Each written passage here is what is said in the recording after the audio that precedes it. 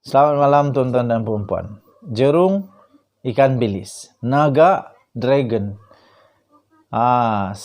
Siapa jerung di sebalik LCS? CAD dan CED milik majority boosted, tapi dikawal warga asing. 11 Ogos 2022 daripada syahbudin.com.net. syahbudin.com.net. Saya bacakan untuk kamu. Saya telah mendedahkan bagaimana projek kapal perang LCS menggunakan dua lapis subkontraktor iaitu CAD dan CED sehingga menyebabkan kos naik 3 kali ganda. Iaitu kos sebenar daripada DCNS hanyalah sebanyak 397 juta ringgit Malaysia. Tetapi yang dituntut dari kerajaan oleh subkontraktor adalah ringgit Malaysia 1.2 bilion.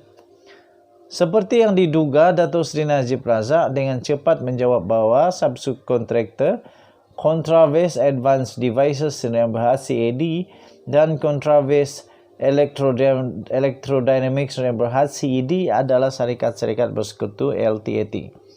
Beliau langsung tidak menjawab isu komisen sebanyak 200% yang saya timbulkan. Cukup sekadar membayangkan dia tidak terbabit dalam skandal ini. Kerana subkontraktor CAD dan CED adalah syarikat-syarikat bersekutu LTAT.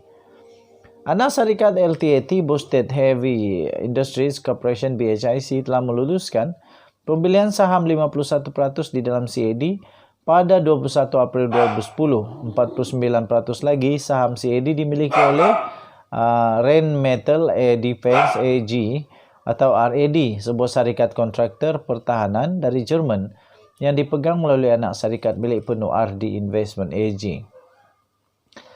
Keputusan untuk membeli saham majority CAD itu dibuat di dalam satu mesyuarat lembaga pengarah BHIC bertarikh 28 April 2010, iaitu setahun sebelum kerajaan Malaysia melantik BNS menjadi kontraktor membangun dan membina 6 kapal perang LCS melalui satu surat lantikan LOA bertarikh 16 Disember 2011.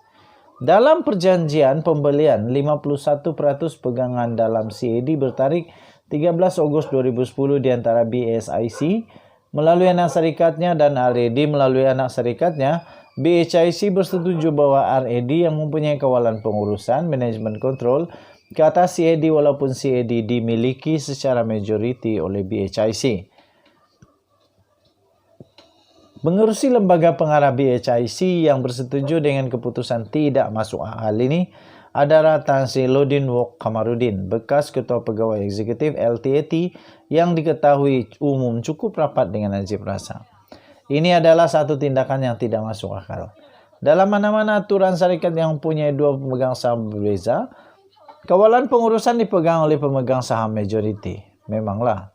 Sebab itu saya sebut berdasarkan semua bukti setakat ini, membayangkan ada perancangan tersusun dari awal untuk memastikan penyelewengan di dalam projek LCS ini dapat disembunyikan melalui berbagai transaksi rumit, termasuk mewujudkan dua lapisan subkontraktor sedangkan BNS boleh saja menguruskan projek ini dengan sendiri. Akibat daripada keputusan tidak masuk akal itu, CAD hanya dimiliki oleh Boosted dan LTAT atas kertas saja. Ketua Pegawai Eksekutif CEO dan Ketua Pegawai Kewangan CFO, dua jawatan pengurusan paling penting di dalam CAD, dipersetujui dilantik oleh RAD, bukannya Boosted LTAT. CEO CAD adalah Gordon Hargreaves yang mewakili RAD. Selain dari mengawal pengurusan CAD, wakil-wakil RAD juga diberi kuasa menandatangani cek dan meluluskan perbelanjaan tanpa perlu merujuk kepada wakil BHIC di dalam CAD. Laporan siasatan dalaman ke atas kelewatan projek LCS secara jelas menyebut perkara-perkara berikut. Jadi banyak sekali disenaraikan. Ini panjang betul ini. Saya tak larat nak baca lagi lah ini. Okey. Jadi kalau kamu dah mau dapat berita yang lengkap, kamu boleh masuk di dalam syahbudin.com, syahbudin.com.net, syahbudin.com.net. 11 Ogos 2022, tajuk dia siapa jerung di sebalik LCS, CAD dan CED, milik majority Boosted tapi dikawal warga asing. Dan ini sebenarnya ditulis oleh Rafizi Ramli sekali lagi. Jadi saya bacakan yang terakhir. Dia kata, sebab itu saya tegaskan sekali lagi bahawa bukti-bukti setakat ini menunjukkan penyelewengan dalam projek LCS telah dirancang dari awal. Termasuk dengan mewujudkan syarikat-syarikat yang atas kertas nampak milik LTAT tapi dikawal oleh individu-individu tertentu. Persoalan paling besar, kata Rafizi, siapa jurung besar di belakang individu-individu tertentu yang mempunyai pengaruh dan kuasa sebegitu rupa? Ditulis oleh Rafizi Ramli, Timbalan Presiden Keadilan, 11 Ogos 2022. Kalau kamu dapatkan berita lengkap itu, kamu layari malaysiakini.com. Malaysia Kini pula. Sabudin.com.net. Minta maaf. Sabudin.com.net. Sabudin.com.net. 11 Ogos 2022. Tajuk dia, siapa jurung di sebalik LCS, CAD dan CED milik majority bos tetapi dikawal warga asing. Kita jumpa lagi. Bye-bye. Salam sejahtera Malaysia. Kenapa Najib tak ulas? Kenapa banyak betul dia boleh post di Facebook lah, di mana-mana, tapi benda ni dia tak berani nak ulas? Kenapa Najib Razak tidak berani ulas perkara ini? Banyak benda dia berani ulas, dia berani untuk nafi, dia berani untuk sanggah, tetapi yang ini dia tak pernah buat. Ubah reka bentuk kapal LCS dan 10 surat Panglima TLDM tak dilayan. Panglima TLDM tak dilayan. Kenapa Najib tidak pernah mengulas dua isu ini? Isu pertama, kapal LCS. Reka bentuk dia. Yang kedua, 10 surat Panglima TLDM yang membantah tapi tidak dilayan. Dua perkara ini Najib tak pernah bongkarkan, tak pernah sanggah, tak pernah buat apa-apa. Jadi kalau kita lihat ulasan-ulasan Najib Razak di laman FB beliau, sejak isu kapal perang LCS yang tidak siap ini meletus menjadi isu besar negara, hampir semua aspek digebangnya. Jadi ini daripada sabudin.com.net. Sabudin.com.net, tajuk dia, ubah reka bentuk kapal LCS dan 10 surat Panglima TLDM tak dilayan. Kenapa Najib tidak pernah mengulas dua isu ini? 11 Ogos ini baru juga. Okey, saya teruskan.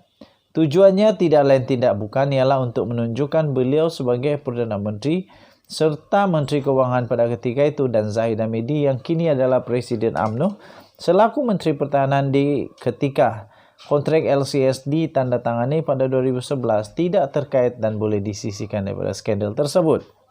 Terbaru sebagai satu usaha ke arah itu, Najib turut memuatkan sejarah pengkorporatan limbungan TLDM pada 1991 ketika era Tun Mahathir sebagai Perdana Menteri, yang mana daripada situlah didakwanya bermula masalah hutang menimpa BNS, syarikat yang diberi kontrak untuk membekalkan kapal perang LCS. Selain itu, hampir semua kritikan atau pendedahan pelbagai pihak berkaitan kegagalan projek LCS juga akan segera dijawab dan disanggahnya. Ternampak hebat dan serba tahu Najib nampaknya. Walaupun ketika di mahkamah banyak jawapan dia tak tahu nak telah diberikan. Ialah di mahkamah dia sendiri kena hadir, tapi di FB ramai admin yang membantunya. Tetapi dalam hebat dan digebang kencang itu, jika diperhati dengan teliti, ada dua isu yang sehingga sekarang Najib tidak pernah menyentuhnya sama sekali. Pertama, berkenaan perubahan reka bentuk kapal LCS jenis Sigma pada Gowin, sedangkan di sinilah masalah banyak bermula. Perubahan reka bentuk itu dicatatkan berlaku hanya 2 bulan sebelum Zahid Hamidi selaku Menteri Pertahanan bersetuju dengan reka bentuk Sigma. Perubahan kepada Gowin adalah atas cadangan BNS dan di CNS, iaitu syarikat yang pernah juga membekalkan kapal selam Scorpion ketika Najib menjadi Menteri Pertahanan. Yang dipertikaikan ialah bagaimana Zahid Hamidi boleh bersetuju dengan cadangan menukar reka bentuk LCS Daripada Sigma kepada Gowin oleh BNS dan di CNS, walhal 2 bulan sebelum itu telah bersetuju dengan reka bentuk Sigma. Bila reka bentuk ditukar, ia bermakna fungsinya juga turut berubah daripada kapal tempur kepada kapal peronda yang sekaligus bermakna kosnya tentulah tidak sama lagi. Contoh jemdah.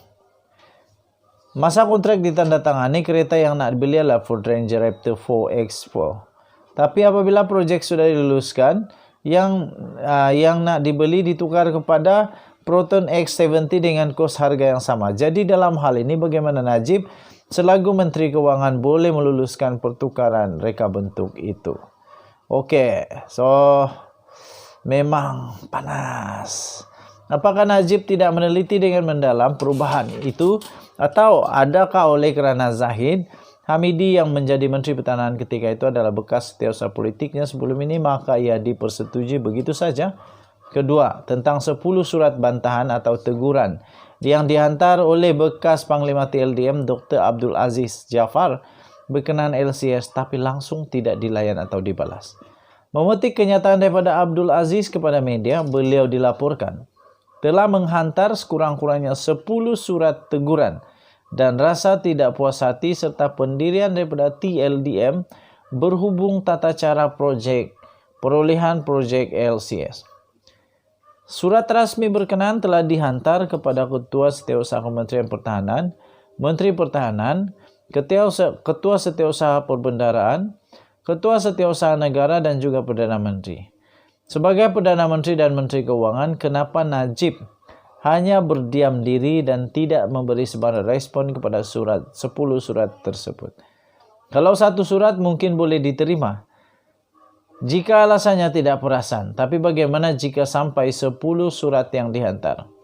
Sebagai Perdana Menteri, kenapa tidak merujuk kepada Kementerian Pertahanan dan Kementerian Keuangan untuk memberi respon? Lagipun yang menghantar surat itu bukan calang-calang orang, tapi seorang Panglima TLDM yang bergelar Tan Sri. Sekarang ini terlanjur Najib tengah banyak gebang kencang. Apa kata beliau secara sendirian atau bersama Zahid memberi jawapan kepada dua hal berkenaan? Daripada ditulis oleh Sabudin Husin,